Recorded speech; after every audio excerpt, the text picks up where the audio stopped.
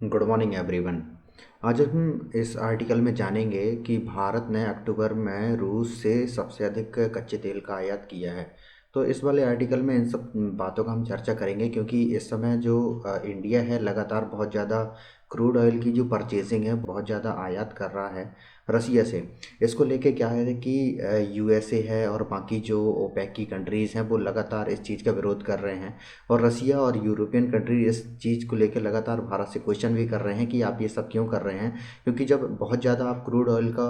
आप निर्यात करते हो आप रसिया से, तो इसका सीधा मतलब ये होता है कि रसिया और यूक्रेन की जो वॉर हो रही है उसकी आप फंडिंग कर रहे हो। क्योंकि जब हम रसिया से क्रूड ऑयल लेते हैं तो हम बिलियंस ऑफ डॉलर हम देते हैं रसिया को क्रूड ऑयल के लिए, जिससे उसको बहुत ज़्यादा फाइनेंशियल जो असिस्टेंट वो प्रोवाइड होती है, जिससे उसको इसमें जो क्राइसिस है उससे उबरने में मदद मिलती है। लेकिन इंडिया के स्टांस इसमें दूसरा है और इसको लेके बहुत सारे जो लगातार इसमें आर्टिकल पब्लिश हो रहे हैं, जिसमें ये कहा गया है कि Russia become India top oil supplier in October. तो इसको लेके बहुत सारे आर्टिकल इसमें लगातार पब्लिश होते चले जा रहे हैं। और इसमें देखिए लगातार जितने भी न्यूज़पेपर हैं उन सभी ने इस आर्टिकल को मतलब जो कवर है किया है। अगर मैं ये बात करूं कि अगर मैं भारत की बात करूं तो सबसे ज़्यादा कौन सी मतलब इस समय जो देश हैं वो सबसे ज़्यादा सप्लायर हैं, तो इसमें जो सबसे नंबर 1 पे आ गया है रसिया आ गया है 22% के साथ। क्योंकि जो पिछले मंथ में हमने देखा था कि रसिया सेकेंड नंबर पे था, इसके बाद जो इराक है दूसरे नंबर पे है, लेकिन सऊदी अरबिया तीसरे नंबर पे है। अगर मैं रसिया की बात करूँ तो 22% इसमें जो स्थान रखता है। अगर मैं इराक की बात करूँ तो 20.5% जो वो इराक का स्थान है। अगर मैं सऊदी अरेबिया की बात करूँ तो 16% इसका स्थान है। अगर मैं यूएई और यूएसए की बात करूँ तो यूएसए जो है 4% इंडिया को सप्लाई करता है और 10% यूएई इंडिया को सप्लाई करता है। और इसमें बहुत सारे देश हैं, क्योंकि अगर मैं ओपेक की कंट्रीज़ देखूँ तो ओपेक में जो वेनेजुएला है, वेनेजुएला और ईरान पे जो यूएसए ने प्रतिबंध लगाए हैं, तो उससे क्या होता है कि जो बाकी देश हैं वो उनसे इंपोर्ट नहीं कर पा रहे हैं क्रूड ऑयल। तो इसको लेके क्या हो रहा है कि जब जब से रसिया यूक्रेन वॉर हुआ है तो क्या हो रहा है कि ऑयल के जो प्राइस हैं लगातार इंक्रीज़ हो रहे हैं, जो जिससे क्या होता है कि जो छोटी कंट्रीज़ हो चाहे बड़ी कंट्रीज़ हो, उनका जो बजट होता है जिसको वो पूरे साल के लिए बनाते हैं, तो उनका एकदम हिल के रख गया है। क्योंकि उससे क्या होता है कि जब ऑयल की कीमत लगातार बढ़ती हैं तो हम डेवलपमेंट इन सब को लेके जितने भी हम प्रोग्राम बनाते हैं, जितने भी हम पहले से बजट उनका बनाते हैं, उन सब की धज्जियाँ उड़ जाती हैं। और क्या होता है कि जो अमीर कंट्रीज़ हैं उनका तो चल भी जाता है, लेकिन गरीब कंट्रीज़ हैं जैसे विकासशील जो देश होते हैं, इंडिया जैसे विकासशील देश, उनका जो बजट है वो कैसे इस चीज़ को करें, तो हमें रसिया से परचेज़ करना ही था। तो इसमें क्या होता है कि एक जो एजेंसी है बोटेक्सा करके एक एजेंसी है, उन्होंने ये बोला है कि भारत प्रतिदिन 9,35,556 बैरल पर डे आयात करता है। अगर मैं बैरल की बात करूं तो 159 लीटर का एक बैरल होता है। क्या होता है कि अगर मैं पिछले मंथ की बात करूं तो 2021-22 में अगर मैं रसिया के स्थान की बात करूं तो रसिया 0.2% हिस्सा रखता था, लेकिन इस वाले अगर मैं अक्टूबर की बात करूं तो ये 22% में आ गया है। और पर डे जो हम इससे परचेज़ कर रहे हैं रसिया से वो कर रहे हैं 9,35,556 बैरल पर डे जो क्रूड ऑयल का जो हम आयात है वो कर रहे हैं। अगर मैं इराक की बात करूं तो इराक जो इस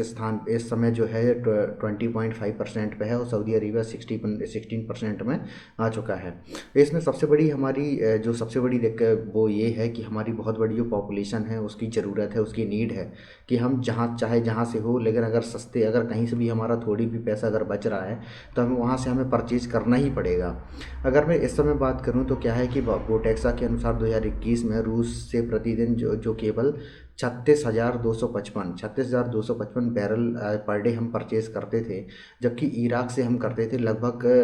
10,50,000 बैरल पर डे परचेज़ करते थे। और सऊदी अरब से हम करते थे 9,52,625 बैरल पर डे हम परचेज़ करते थे। लेकिन अब जो स्थान है एकदम जो सिक्वेंस है पूरा बदल चुका है, क्योंकि जो रसिया है वो पहले स्थान में आ चुका है।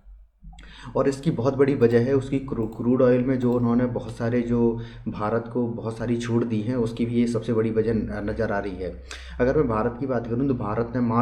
मार्च में जहां जहां इसका प्रतिदिन अगर मैं कितना इंपोर्ट करते थे हम लोग, तो लगभग 68,600 बैरल पर डे हम आयात किया करते थे, जबकि अगले महीने में यह बढ़कर 2,66,000 617 बैरल पर डे हो गया था। लेकिन जून में अगर मैं बात करूं तो जून में लगभग 9,40,000 के आसपास हो गया था, और इराक से लगभग 10,40,000 हो गया था। लेकिन अभी हाल ही में पोटेक्सा के अनुसार अगर मैं बात करूं तो यह मामूली गिरावट सितंबर में आई थी, जिसमें थोड़ा बहुत गिरावट आई थी। लेकिन क्या होता है कि इराक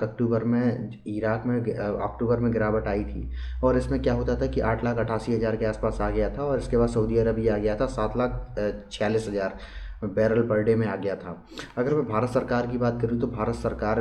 के साथ अपने व्यापार को जोरदार बचाव करते हुए कह रही है कि उसे तेल कहीं से भी मिले, हमें सस्ता होना चाहिए, हमें लेना ही है, क्योंकि हमें बहुत बड़ी जो हमारी 1.34 बिलियन जो हमारे पास पॉपुलेशन है उनको तो हमें क्रूड ऑयल हमें पहुंचाना ही है। अगर मैं 2021-22 की अगर मैं बात करूं तो 2021-22 में भारत को सबसे अधिक जो तेल आपूर्ति करता, अगर मैं देश की बात करूं तो इसमें इराक पहले स्थान पर था, जिसका जो परसेंटेज में देखूं तो लगभग 22% इसका स्थान रखता था। अगर मैं सऊदी अरेबिया की बात करूं तो सेकेंड नंबर पर था, और इसका जो स्थान था, अगर मैं परसेंटेज वाइज बात करूं तो 16.4% इसने भारत को क्रूड ऑयल पर मतलब सप्लाई किया है। अगर मैं यूएई की बात करूं तो इसका स्थान 9% था, अमेरिका लगभग 8% था, नाइजीरिया लगभग 7% था, कुवैत लगभग 6% था, मैक्सिको, ओमान और रूस का स्थान जो था लगभग 2.13% के आसपास था। जो ब्राज़ील है, ब्राज़ील का भी इसमें थोड़ा सा स्थान था, क्योंकि जो गल्फ़ कंट्रीज़ हैं, ऑयल की सबसे ज़्यादा एक्सपोर्टिंग कंट्रीज़ हैं, तो उनके ऊपर बहुत ज़्यादा हमें निर्भर रहना पड़ता है। अगर मैं बजट की बात करूँ तो जो हमने 2000 अगर मैं 21-22 की बात करूं, 2021-22 में लगभग हमने 119 बिलियन डॉलर हमने सिर्फ क्रूड ऑयल में खर्च कर दिए थे। अगर मैं अभी की बात करूं तो अभी हमने मार्च से लेके जो अक्टूबर में लगभग 90 बिलियन डॉलर का हम जो क्रूड ऑयल है परचेज़ कर चुके हैं। और जो बेसिक अनुमान लगाया जा रहा है कि इस साल जो इस फाइनेंशियल ईयर में जो हम पहुंचने वाले हैं लगभग 200 या 190 बिलियन डॉलर के आसपास पहुंचेंगे। तो जो क्या होता है कि इससे बहुत ज़्यादा हाई जंप है। इससे क्या होता है कि जब हम इतना महंगा क्रूड ऑयल परचेज करते हैं, वो अगर छूट भी सही, लेकिन उससे जो हम लगभग से 70 बिलियन या 60 बिलियन डॉलर को अनुमान लगा के हम जो बजट बनाते हैं, उससे तो लेके इस समय जो क्रूड ऑयल के जो प्राइस चल रहे हैं 93 से 97 जो मतलब डॉलर पर बैरल के हिसाब से चल रहा है, तो उससे क्या होता है कि जो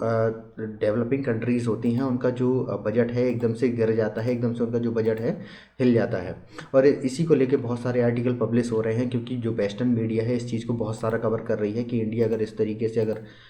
परचेज करती है, उससे क्या होता है कि रसिया यूक्रेन वॉर में मतलब रसिया को हम फंडिंग कर रहे हैं। इसको लेके बहुत सारी अभी बातें ये हुई हैं कि पिछले हफ्ते क्या हुआ है कि जो हरदीप सिंह पुरी जो हैं अबू धाबी गए थे, तो उनमें जो CNN के एक एंकर थे, उन्होंने ये पूछा कि आप इतना सारा जो तेल है वो मतलब रसिया से क्यों परचेज कर रहे हैं। तो उन्होंने ये कहा कि जहां हम 0.2% हम 2021-22 में हम परचेज कर रहे थे, अब वो लगभग 1/4 हो गया है। और उन्होंने ये भी कहा है, क्या होता है कि हमारे बहुत सारे उपभोक्ता हैं, 1.34 बिलियन डॉलर मतलब बिलियन लोग जो हमारे हैं, तो उनकी आपूर्ति करना हमारा प्रथम लक्ष्य है, चाहे हम पेट्रोल परचेज करें या फिर डीजल परचेज करें, लेकिन हमें आपूर्ति तो करनी ही है। उन्होंने ये